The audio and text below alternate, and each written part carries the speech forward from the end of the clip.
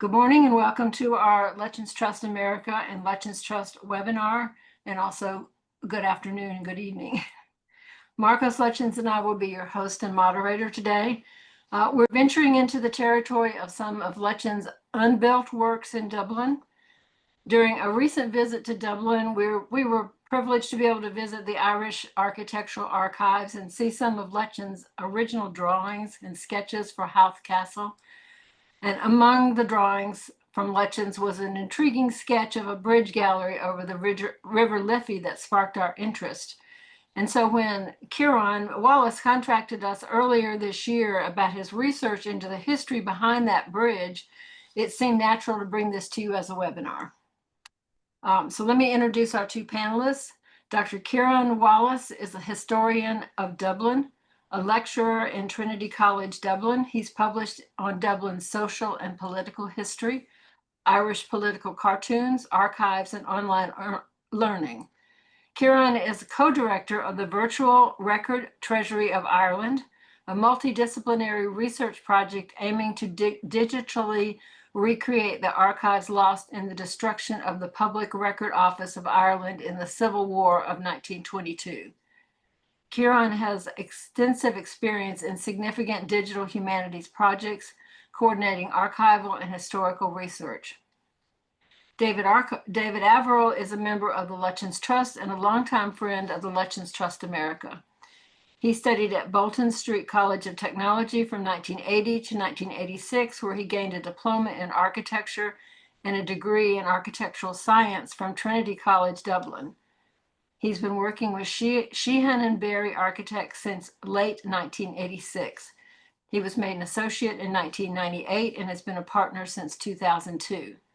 He's been a member of the Royal Institute of Architects of Ireland since 1989 and is a Grade 1 conservation architect. David has developed a particular interest in the conservation of buildings, as well as how buildings can be sensitively added to or updated where required. He's worked on a number of significant conservation projects such as Gilton Stud in Kildare, 8 Stevens Green, 58 Marion Square, Rossborough House, and numerous other large and small projects. He's worked on projects at Lambay for over 10 years. So thank you for watching today. If you have questions or comments, please put them in the Q&A box at the bottom of your screen, and we'll answer as many as possible at the end of the presentation. This webinar will be available later on our LTA website and our YouTube channel. And now I'll turn it over to our panelists.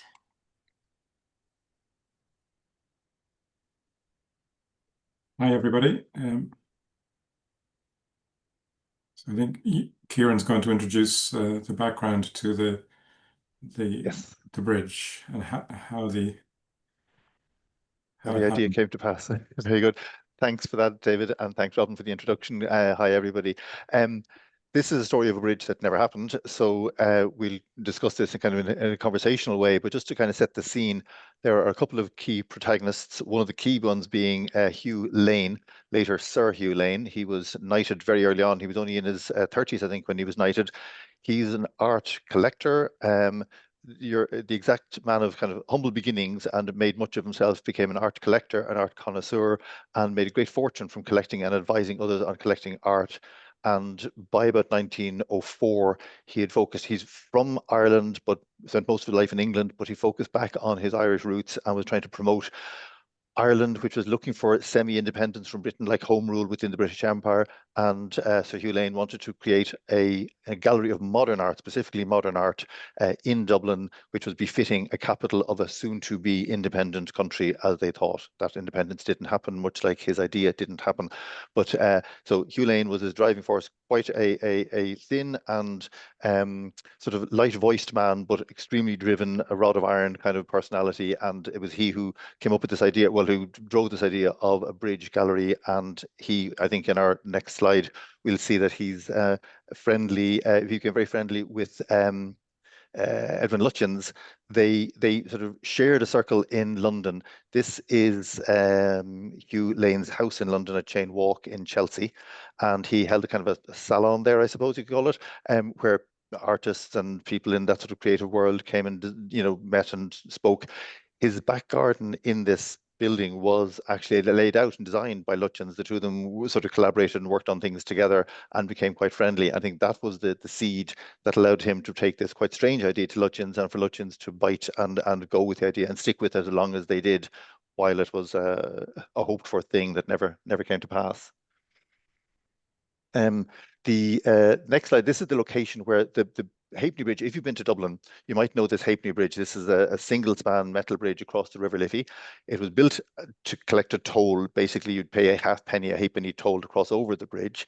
But it was very unpopular. We see it now in its very nice, elegant form because it's painted white and very touristified.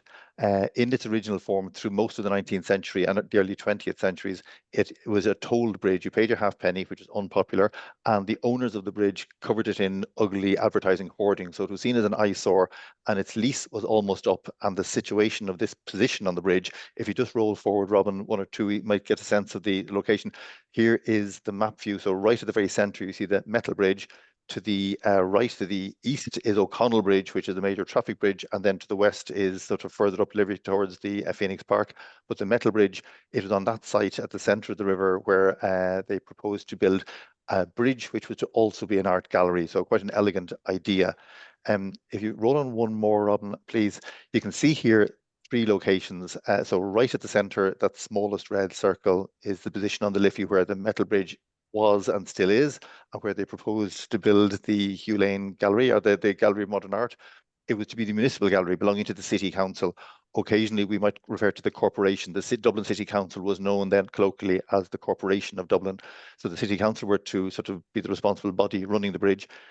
The upper circle on this map is the current actual Hugh Lane Gallery. So this is the gallery built or opened as a kind of commemoration of Hugh Lane's great support of Dublin art. And then to the left, to the west, is the circle of the Irish War Memorial Gardens, which will be familiar to a lot of you, which is a real Lutyens star attraction in Dublin. And if we go on, I think there's one more, Robin, in this series. So these are just more views of the view. This is the river looking towards the west, and go again. So this is the Halfpenny Bridge, which now is hard to believe it was so unpopular because it's on all the postcard and Instagram views. But at the time, there was a genuine popular move to get rid of this bridge and replace it with something else, and to make a utilitarian thing, which would be a gallery, was a super idea. Just to say why the idea of building over a bridge. This is a shot of a letter when the idea is just in early formulation. So this is a letter from July 1913 when the idea of the bridge is first being mooted, and it's from Hugh Lane in Chain Walk in Chelsea, and he's describing that Lutyens is talking about this idea of the bridge, and this is a very loose sort of envelope sketch, if you like. The reason for building it over the river was not just a pie in the sky reason. Hugh Lane had donated a large collection of paintings to the city on condition that the city would build and maintain a permanent home. The city had money to staff and operate the building, but not to build it. It couldn't afford to buy a plot. But the city owned the river. So by building across the river, they could effectively get a free plot of land, or not land, if you like. So there was a commercial reason, which then had an elegance to it. So this was the beginning of this. And if you roll on one more, and then I'll stop. This is this is where I cut over to David. So this is where it runs more onto the architectural aspects of it. So, I mean, we were looking at how the influences that Lutyens might have touched upon to inspire him for building a bridge across the River Liffey. And so the obvious one is the Palladian Bridge at Wilton. And there were 3 very similar bridges built, one at Stowe and one at Prior Park. But I suppose the most iconic is the Palladian Bridge at Wilton, where these little temple forms are conjoined by a colonnade across the water. I think Lutyens must have been familiar with these bridges and must have been in his mind as a starting point or as an inspiration. So if we go forward, Robin, we can see how that translated then into sort of sketches which were executed by William Walcott, who was Lutyens' person of choice to go to when he wanted to create 3D images to describe a scheme to clients. So this shows the paired pavilions on either side of the river with this open colonnade between the pavilions. So these were very much top-lit gallery spaces, but at the same time, he's attempted to articulate the surface very carefully and stepped back the forms at the roof so that the mass and the bulk of these potential pavilions has been kind of managed and articulated. So it would have been a massive intervention in the city. We now kind of look at it from the point of view of seeing it in the context of the surviving Halfpenny Bridge, which, you know, nowadays you would not even contemplate taking the bridge away because we see it in all its elegance, and it has a very strong kind of link to kind of early industrial architecture, really, as it was designed about 1816, and it was executed by John Windsor, who was working at Coalbrookdale Forge in England and supervised. But had it gone, we would now be sort of contemplating this building as a kind of iconic element within the city. And then I don't think it ever really, to my knowledge, got too far advanced in terms of working out any detailed plans. And if we look at some of the other images, they are different viewpoints. This shows the gallery from a little bit further down, showing it as an integral part of the hustle and bustle of Dublin in the early 20th century. And one or two voices have been raised that it wasn't necessarily the most appropriate idea having to split the collection in two. But at the same time, it would have been an iconic repository for this very important collection of paintings, which Sir Hugh Lane was proposing to donate to the city.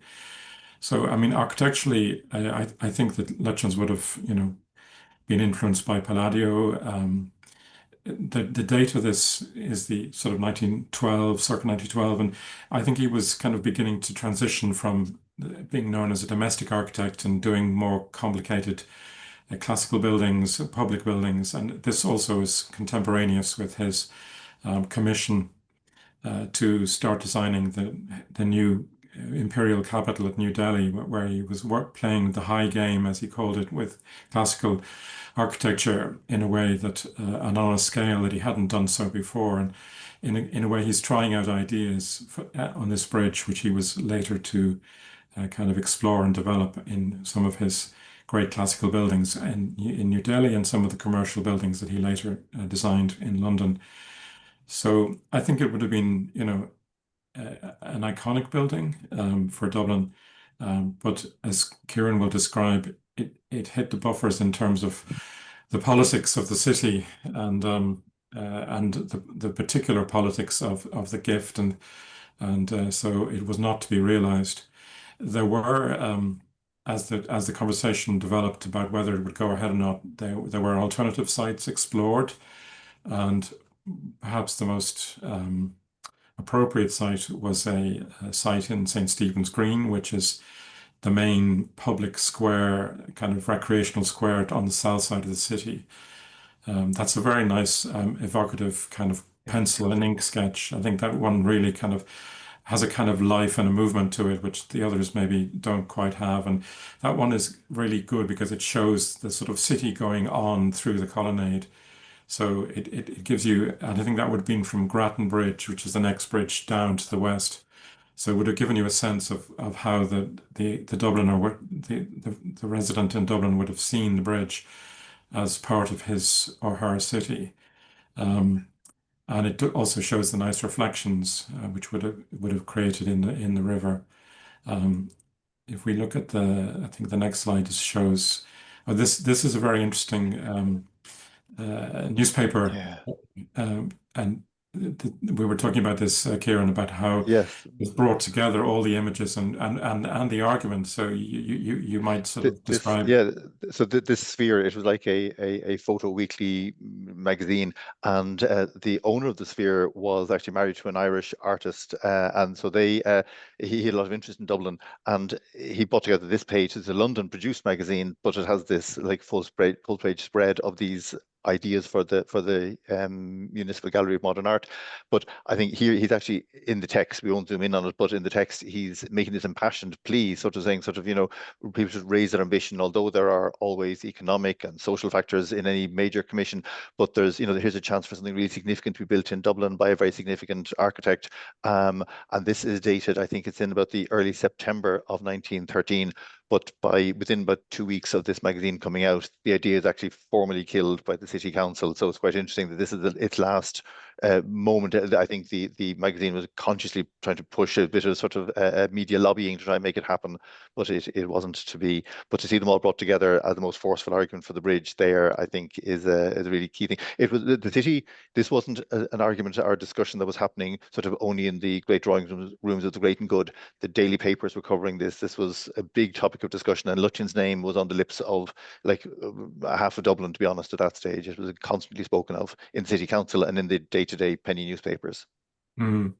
And one of the arguments that was used against, there was a certain resentment amongst some quarters that Hugh Lane was insisting on bringing his own architect, and Yes. why was an Irish architect not being used? And I mean, there's a long tradition in Dublin of, you know, two of the most important buildings on the Liffey are the Customs House and the Forecourts, which was designed by James Gandon, an Englishman.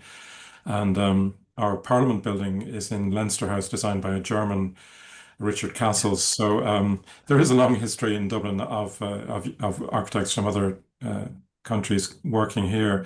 And of course, Lutyens was technically half Irish, as his mother was from Ireland. So, but that didn't really cut any mustard.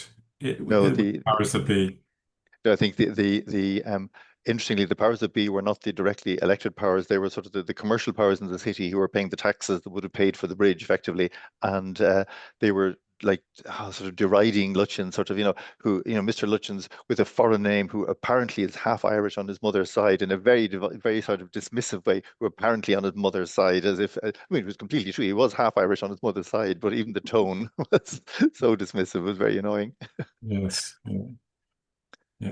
So, So if this was a melodrama on stage, this would be where the drums would roll and the crowd would hiss. This is William Martin Murphy, the villain of the piece. In fairness to Martin Murphy, he was, I mean, a really brilliant businessman and extremely driven and very successful. But he was somebody that he was hard to like. He was described by one of his biographers as going through life with a copy of the Companies Act in one hand and the Imitation of Christ in the other. That he was extremely driven Catholic and extremely driven nationalist and a very successful businessman. And these forces drove his view of, should we be spending public money on something as effete as an art gallery and as modern and radical as a modern art gallery, and then one that was going to cross the river at the price of a bridge, where William Martin Murphy felt this should be a traffic bridge, like a new traffic artery running right through the city centre. Martin Murphy, if you scroll forward, Robin, please, he was a man of many parts. This is a cartoon from a cartoon monthly, a cartoon weekly magazine that came out in Dublin, and he was seen as a man who could turn his hand to any bit of business. So here he is pulling out of like the magician's hat.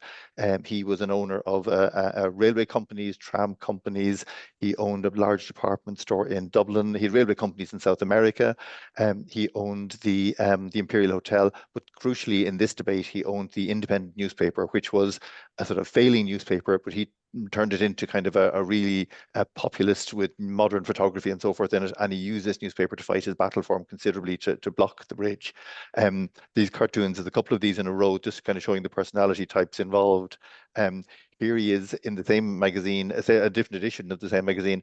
It's called the Leprechaun Cartoon Monthly. And here in 1912, as the bridge is becoming, the art gallery bridge is becoming a big deal for Dubliners, he's being shown kind of as a lion, but I think the pun is on like a dog with a bone. He will not let this go. He's got the art gallery bone and he will not let anyone else do anything with it, and he's blocking it. He's got the popular voice through the newspaper, but also by this stage he's the head of the Dublin, the commercial organisation for Dublin, the Chamber of Commerce, and they're really uniting that voice to block the bridge proposal. So the city politics is really heating up over this one imaginative proposal. And then by comparison, we've seen Hugh Lane in that very nice bust on the right-hand side, but Hugh Lane also is is satirized in the cartoon here. He's been knighted by this stage in 1912. He's knighted about 1909. And here he's been shown as a giraffe. And the reason for the giraffe is, well, A, it gives you more wall space for hanging paintings on a cartoon giraffe. But he's in Dublin, we'd say that guy has some neck, meaning he's got some opinion of himself. He's he's prepared to take a chance. He's prepared to kind of sort of square up to anything. He's got some neck. To take a chance, I think, to chance his arm. It's interesting here that he's shown with his knight's his little crown, like he'd been knighted by the English crown. Interestingly, William Martin Murphy had organised an industrial exhibition 10 years earlier, and he was offered a knighthood for the exhibition, and he said, "I won't take the knighthood until Ireland has her independence." So very purist. But here, Hugh Lane has done some successful things for the city, and he takes the knighthood. So they're very different characters in that way. I think Hugh Lane liked the knighthood. If you want to scroll. Yeah. So This is what you were talking about, David, yeah. Yeah, this was the alternative site, probably the most viable, or and I don't think it was very entertained for too long, and they found a reason to oppose this as well. But anybody who is familiar with Dublin knows that there's this large square donated by the Guinness family to the city of Dublin, St. Stephen's Green, and the building on the right-hand side with the portico is the College of Surgeons, which is still there, still working as a college. And this gallery position would have been just set in off the square, but I think there was opposition because of the fact that the Guinnesses would prefer that the square retained its character as a green space and not have buildings built on it. So that this second alternative site also disappeared.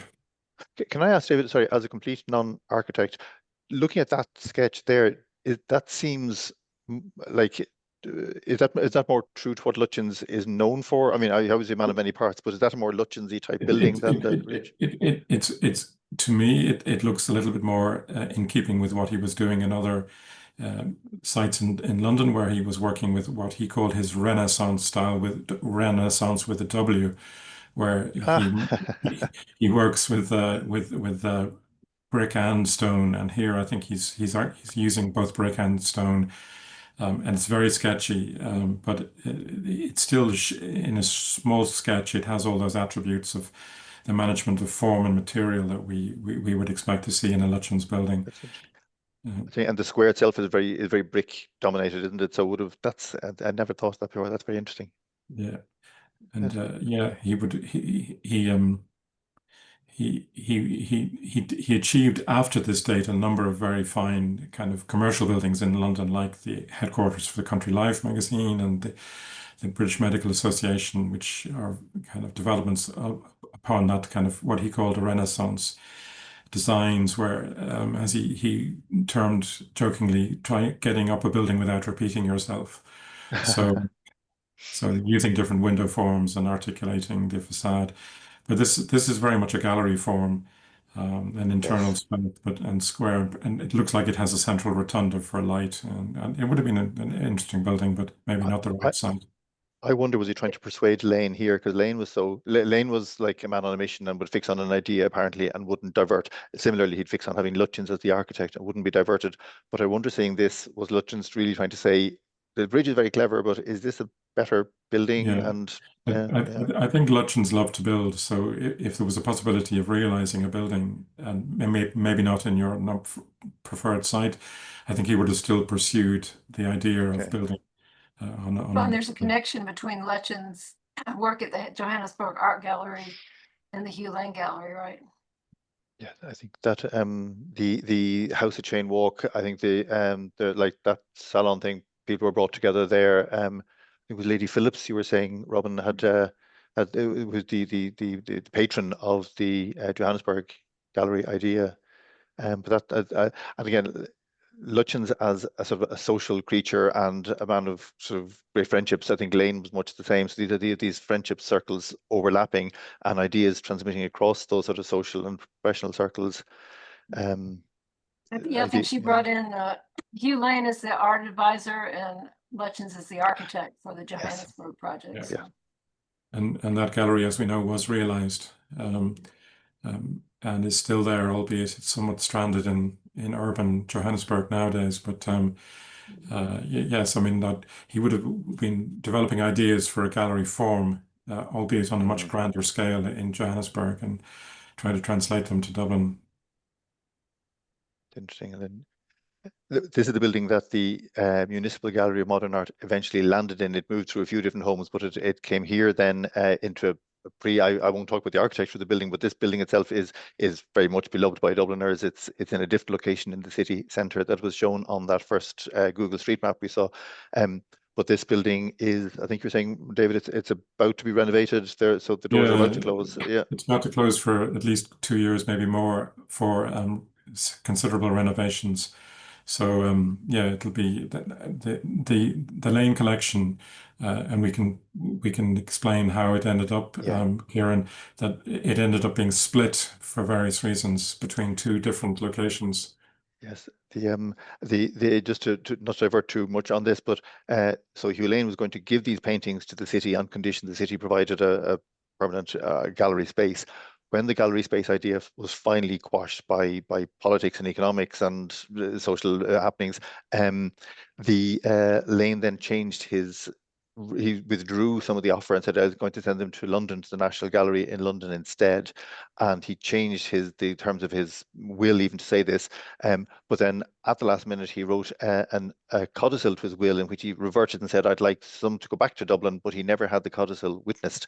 So when he did die, and we'll see later that Lane dies during the First World War, he's sailing back from New York on the Lusitania, and it sunk off the coast of Cork in May 1915. So he dies as a young man, but unexpectedly and tragically due to war. But his will initially said leave all the paintings to London, and then a codicil was found in his desk in Dublin, ironically in the National Gallery of Ireland, where he was a director. So the director of the National Gallery of Ireland was falling out over artworks going to Dublin and was leaving them to London.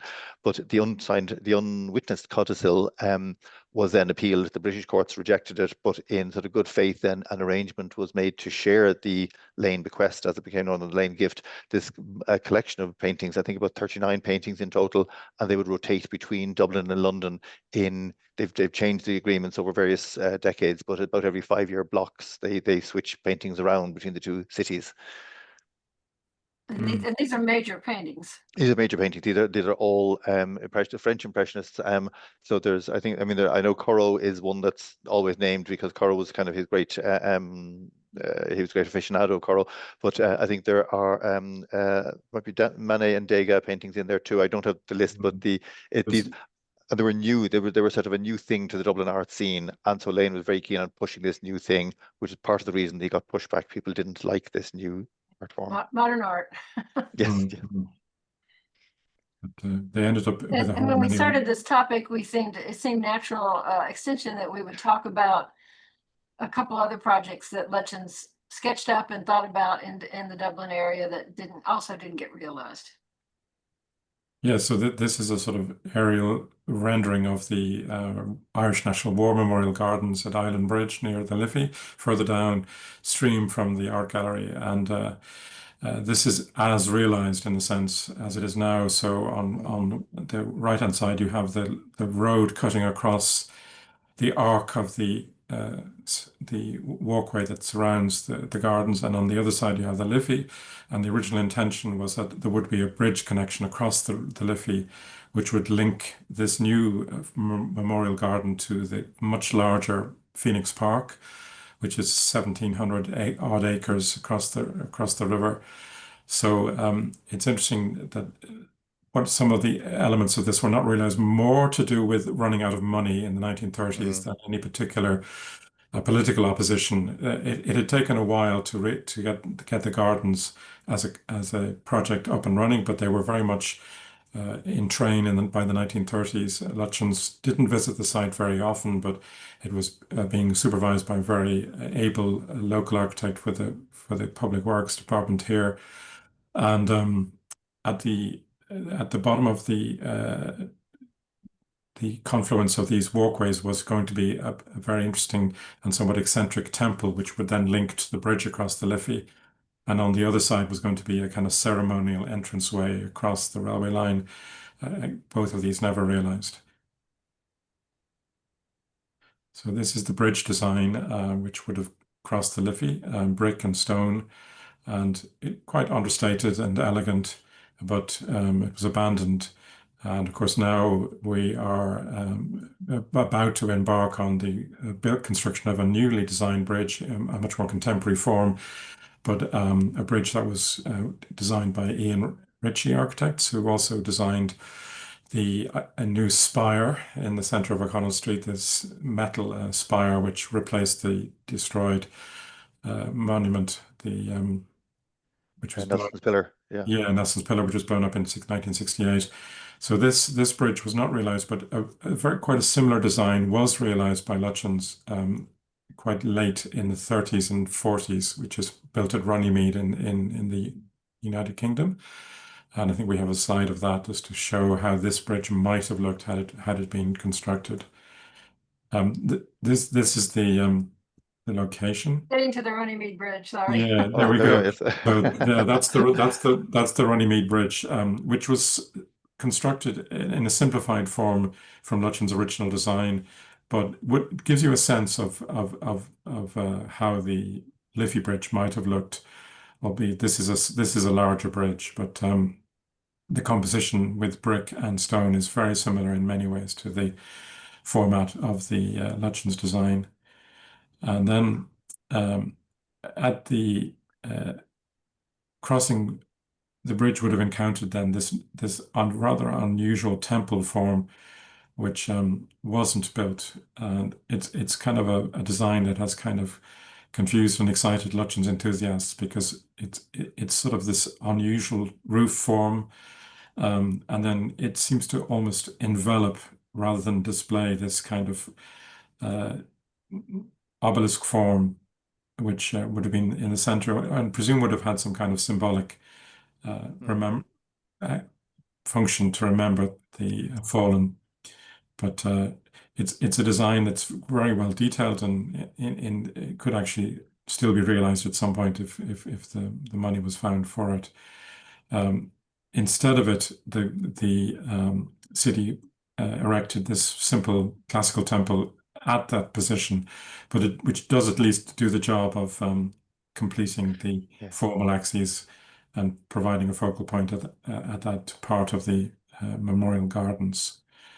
On the other side, you can see the layout there with the radial routes surrounded by different trees, and then the central, the paired circular rose gardens on either side of the central plaza or remembrance space, with the stone of remembrance in the very center with paired circular fountains on either side.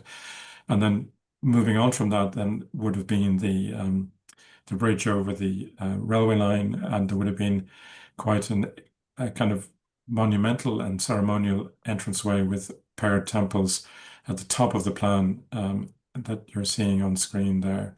That also was not realized due to cost constraints, and eventually a bypass was built on the site, which has precluded it from ever being realized. So it's they're two lost opportunities in a sense. Yeah, totally. But at least now the new bridge is going to be erected, and that will act to unify the Phoenix Park with the Memorial Gardens and provide a very natural walking route for people enjoying both gardens. That's the plan of the large ceremonial entrance on the railway. You can see the railway bridge, the railway lines underneath that it would have crossed over, and then it had a large ceremonial gateway leading to a tree planted route, and then the bridge over the railway line, and then leading to the circular walkway, which has been truncated now by the modern bypass. And a relatively recent set of railings and gates was erected to at least acknowledge the entry point, which you can see, but it's not an entry that people use because it's a busy bypass and it's not really very attractive. So they tend to come in from the park side. And there you can see the Memorial Gardens at the bottom of the picture, and the very much larger Phoenix Park above that.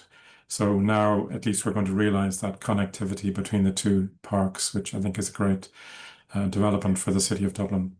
Totally. And the strength of the argument, like the initial idea was so clear that it still stands today, 100 years later, that these things should be joined together. Absolutely. I think I'm just seeing actually in the park, just north and almost dead center in the picture, is the Magazine Fort, which is sort of an early modern star-shaped fort.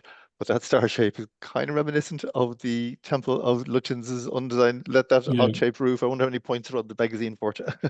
yeah. They're Well, irregular. he must have been aware of what was here anyway, so maybe that was one of the inspirations. But yeah, so Ian Ritchie Architects designed the new bridge, which is now out for tender. This is a section through the site, and you can see the temples which are in the center of the design, and they are part of the realized memorial gardens, and were built as book rooms to house books of remembrance to write down the names of the 49,500 Irish soldiers who died in the wars. And then you can see the cross of remembrance there to one side and also on elevation there. Also, if you're interested in learning more about the War Memorial Gardens, we do have a webinar on our website about it that David helped us with. So yeah, there's a really interesting book called Shadows and Reflections, which was written by Angela Rolfe, which is a really, really excellent book about the development and the design and the history and the kind of meaning of the gardens for everyday Dubliners. we'll put So that in the chat.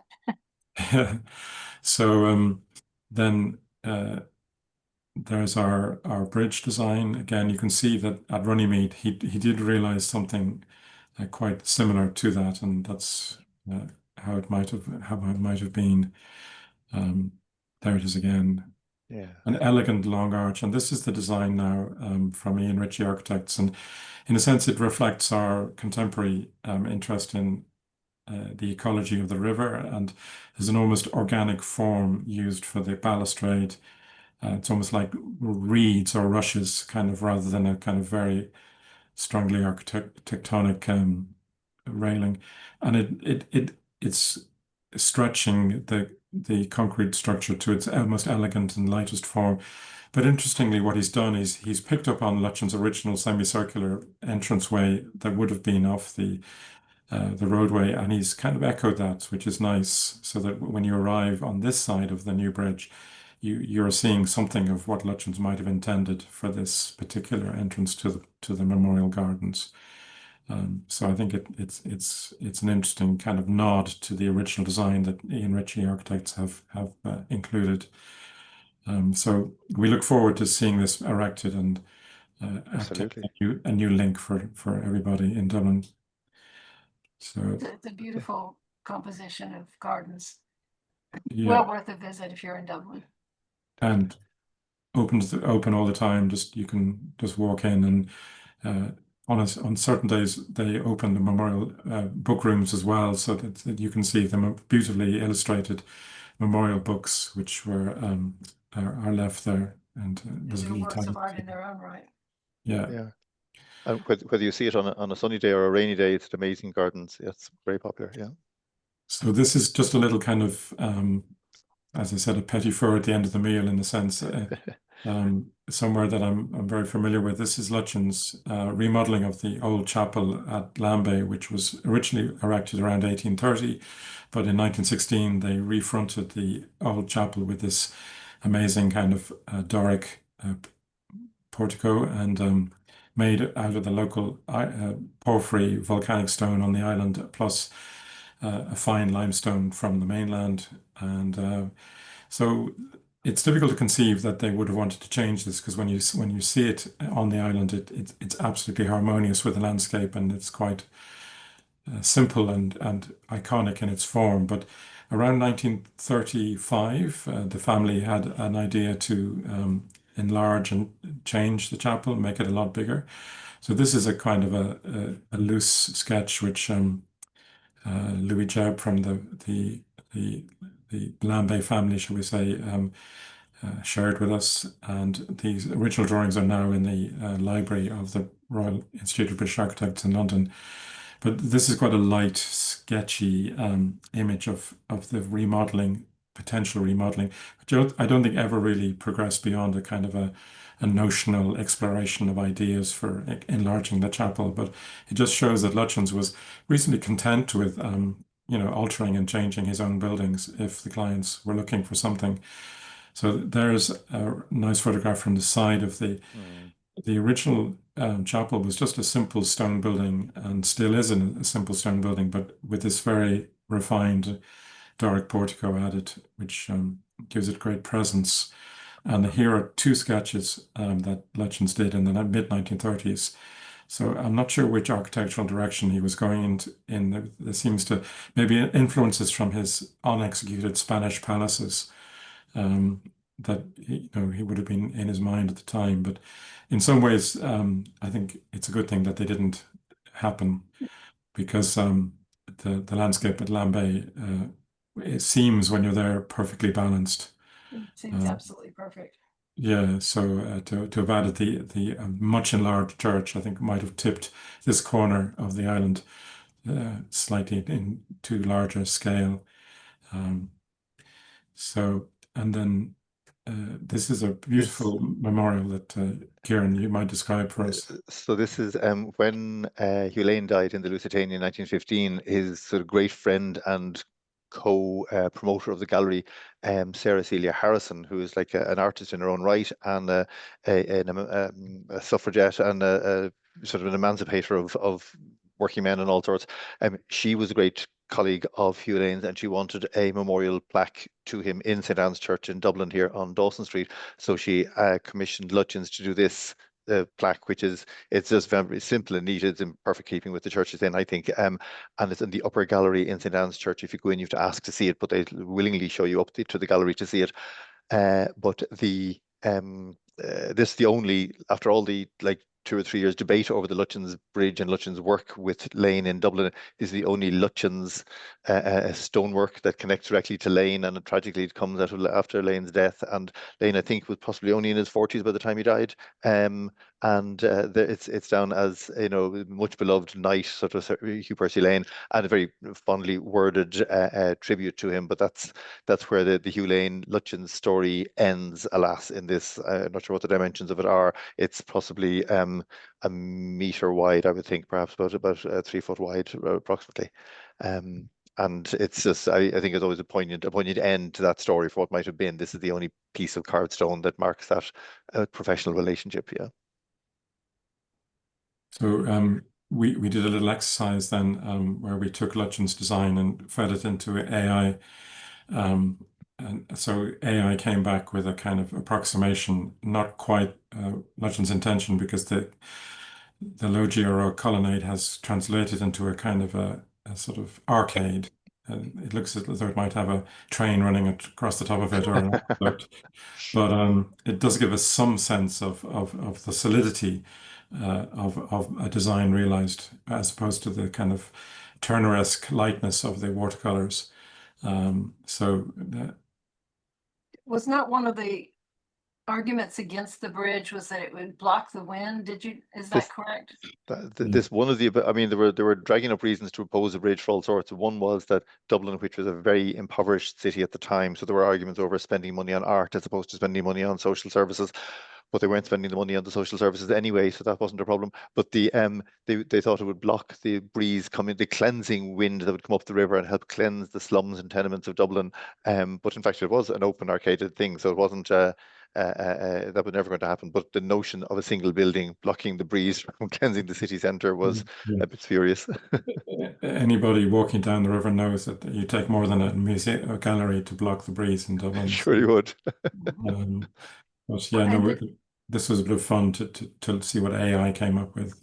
It was. And did they not also, the Halfpenny Bridge was a pedestrian bridge at the time, right? It was. And then his main opponent wanted to turn it into a traffic bridge. Traffic, right? absolutely. So he wanted to cut like a swathe of, because these new motor cars were on the go, so the motor cars were the way of the future. And William Martin Murphy wanted to cut a major new thoroughfare north-south, like a north-south axis through the city, cutting across the river at that site on the river and making sort of, what would have been presumably like a 4-lane highway or something down through the centre, which would have transformed the entire city centre as we know it today. So he had a very business-focused vision, whereas Lane, who worked with, as David was saying, Lady Augusta Gregory, and he was friends with W.B. Yeats and Orpin and people like this. So they had a very more artistic and humanities view of Dublin's future, as opposed to William Martin Murphy's very commercial view of Dublin's future.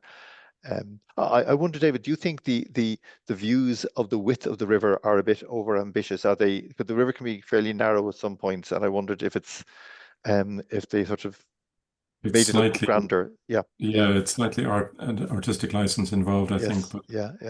the Liffey is quite a narrow river, and anyway, it's there's an intimacy to the centre of Dublin because the river is not like the Thames or one of the great rivers. It doesn't sort of slice the city, divide it quite as strongly as other capital cities. True. But no, I think it's interesting to sort of see what might have been. But Yeah, the physicality of it, yes, absolutely. yeah. It's also tricky because when you see the drawings that Lutyens made on other realized projects, that's not always what gets built. So Yeah, you wonder exactly. what would have actually.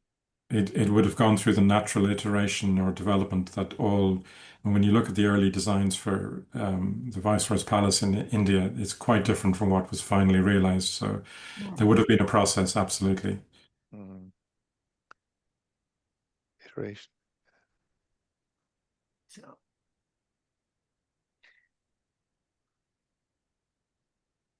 stop my screen share, and we're going to turn it over for some Q&A to finish up with, and I think Marcos will come back for that. There we go. Hello there. Actually, if you have any questions you'd like to ask, if you could pop them into the Q&A. There's a couple of comments that we can maybe talk about. George McNeely mentioned that his designs are similar to the art gallery in Johannesburg. Would you like to comment on that? Yeah, I was looking at that, and I think there are similarities in a sense. He's with any gallery form, you're trying to kind of articulate a large block, really, which doesn't have windows, and you're trying to make an internalized form to house paintings without kind of external light except from above. So there are similarities, although I think the gallery in Johannesburg with its large portico is quite a different animal, really. The entrances to the proposed gallery on the Liffey would have been quite reticent, really. There was no projecting portico or porch. There were essentially these two large rectangular forms articulated by kind of blind windows, and there seemed to be, from the three-dimensional watercolors, very small openings, physical openings, and then the ends of the two rectangular forms were sort of stepped back to kind of break down the mass of them. So yeah, I think there are similarities, and I think it would have been interesting in the development had it proceeded that Lutyens would likely have drawn upon his experience of creating a gallery in Johannesburg. So it would have been interesting to see how the form developed. I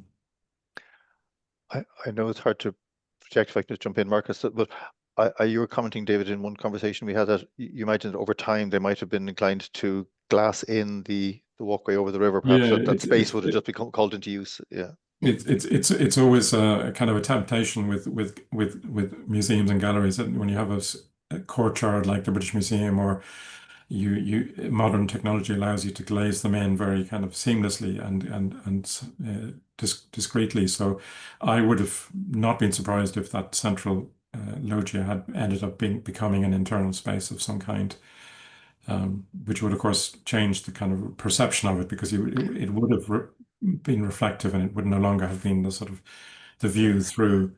We were trying to look at various kind of forms of built bridges, and they tend to be commercial rather than cultural, like Ponte Vecchio in Florence, or the bridge in Bath. I think the Pulteney Bridge, which was built as a kind of commercial enterprise rather than for cultural reasons. So yeah, I mean, it's speculation, but I wouldn't have been surprised if the central space had been colonized, because galleries always want to expand. They want to create cafes, they want to create shops, and Yes.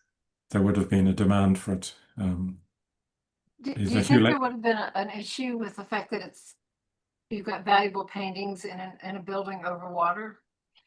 It probably, if you were starting from that point, you probably wouldn't go from that point.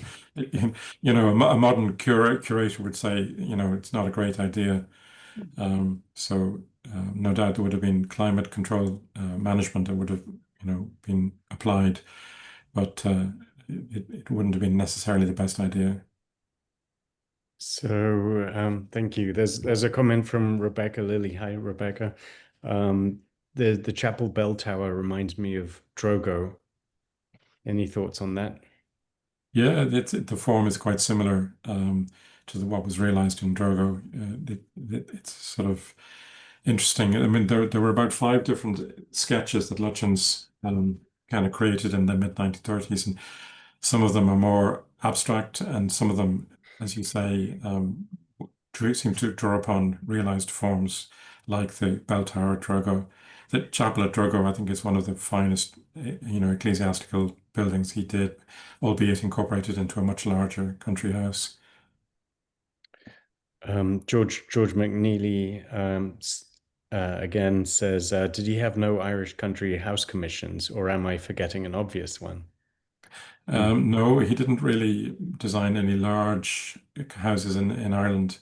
Obviously, Lambay is a country house, but albeit on a very romantic island, so it's not your typical country house. And he did add a large library tower to Howth Castle, which was already an long established family residence. But the only middle-sized house that he designed in Ireland was Costello Lodge in the 1930s for Bruce Ismay from the White Star Line. But that's much smaller, much more in the tradition of the arts and crafts houses he designed in Surrey and other counties in his early career. When he But did no, Hayward Gardens, right? he did Hayward, but there was an existing large house there on the site, so the gardens were complementary to that. But it would have been fun if somebody with deep pockets had approached him to design a start from scratch Irish country house, but it never happened. I'm open to offers from anybody if they want to buy a house in Ireland. We have a question from Richard Havelock. Did Lutyens work with an engineer when designing bridges and other large structures? I'm sure he did, and I can't say that he would have had to have worked with an engineer, because I don't think those spans really would have worked. And that's an area of interest to you, isn't it, Robin? Yes, the bridge I started design. out as a civil engineer. I do know that he used engineers for a lot of his other projects when they started using steel. And one of the comments was that he kind of turned it over to the experts, and he would tell them what he wanted to do and then expect them to come up with how to do it. So, There's a bridge that he designed over the Thames that must have definitely needed some decent engineering. Yeah, absolutely. I've also been thinking about other unbuilt projects, you know, like Liverpool Cathedral, and you know, it'd be interesting to kind of have an exhibition of the kind of unbuilt work as a kind of finger pointing to different possibilities. And I think now with AI, it would be possible to realize, you know, kind of a drawing or lots of drawings to show how enormous Liverpool Cathedral would have been in the context of the city. So they started doing some of that with the cathedral. Yeah. But he was amazing in the fact of actually realizing so much. You know, to actually go through that difficult process of getting commissions and bringing them to fruition. He was incredible in the amount of buildings that he did actually manage to bring to the completion. And they say that his buildings were he touched all the buildings. It's not like he handed them to associates. He was in charge of the buildings and they did the drawings. So yeah, the signatures are there wherever you see his buildings, you know, definitely. So Can I just come back to the point you were making, Marcus? I wonder, like, again, as a non-expert on this, is there something about the unbuilt works of an architect like Lutyens that tells us where they might have gone? Like, are they, if everything had been built, we'd have a different view, or would we have a different view of his entire career output? Like, is there something particular, something linking those unbuilt buildings, or is it just happenstance that these were built, they were conceived of as genuine commissions, but they just didn't happen to get built? Or does the unbuilt nature of them tell us anything? I wonder, like, did he go on flights of fancy more? Or, Yeah, maybe it seems that from what David was saying that just the process of working through these buildings, whether or not they were realized, helps to kind of set the groundwork for other future projects. It's interesting. But he did like the little fantasy projects too. He had a drawing that he put in a vault, a casket for his soon-to-be wife, about the White House that he would build her one day. And there's another lovely little book by Margaret Richardson that's all the little sketches he made for the captain of a ship of the house that he could build for the captain. They did it on the voyage, so he was not, he didn't shy away from the fantasy ideas as well. And I think the unrealized projects were, as Marcus says, part of the development of ideas in a way that didn't involve the difficulty of actually building them. But so he developed so many ideas with, the unrealized Spanish palaces. There was that great building, that house in, I think, Harriman House in the US that was never realized. And so you see those ideas kind of translating through then to the realized buildings, whether it's the British Embassy, some of those ideas from Harriman might have translated across. And so, yeah, definitely unrealized buildings, if your client pays you for them, sometimes are quite like a little bit, they're like coming second in a competition. You get a prize, but you don't actually have the worry of building it.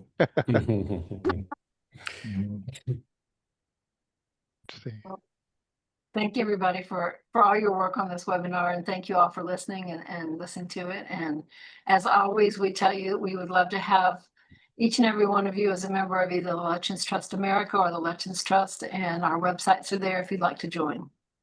And there's links in the chat. So thank you again, and we appreciate you.